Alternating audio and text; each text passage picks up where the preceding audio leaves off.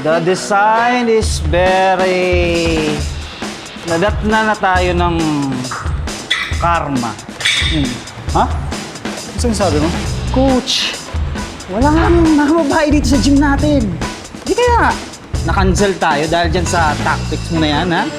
Teka, wala naman akong reklamo na natanggap. Eh, sige nga, paano ko ito ma-explain? Anyari dito. Ano? No, wala pa ba? Coach, sa tingin mo ba magkukwento yung receptionist ng kabilang gym? Kapalit lang ng kape na yan. Coach Dwight.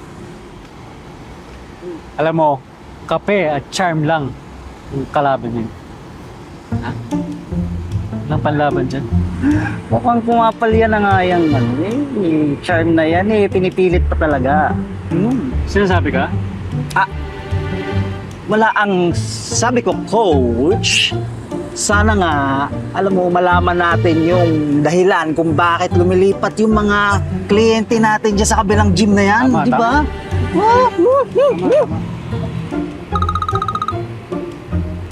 Ay, coach, wait lang sagutin ko lang to. Sinasabi ko panira ng diskarte ang pagkakaroon ng jowa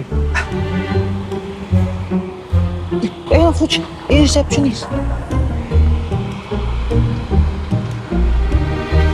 Ay, coffee. Thank you, ah. Ay, teka lang. Di ba po kayo yung owner ng James Gym? Bakit may po? Para saan yun? Tanggalin mo na yun. Sino po hinahanap nyo? Yan na naman sa po Si Melissa po yung hinahanap nyo po, sir, no? Kasi narinig ko kayo ng kaibigan nyo po kanina po. Nagtataka kayo kung bakit lumilipat na sa amin ang mga kliyente nyo dati. Di ba po? Wala akong balak na ganun Si Melissa kasi hinahanap mo, di ba? Wala na. Pumasok na sa gym. Unless gusto mong pumasok sa enemy territory. Ay, thank you, Anong nangyayari, Coach Jeff? Wala. Dahil dun sa babaeng yun.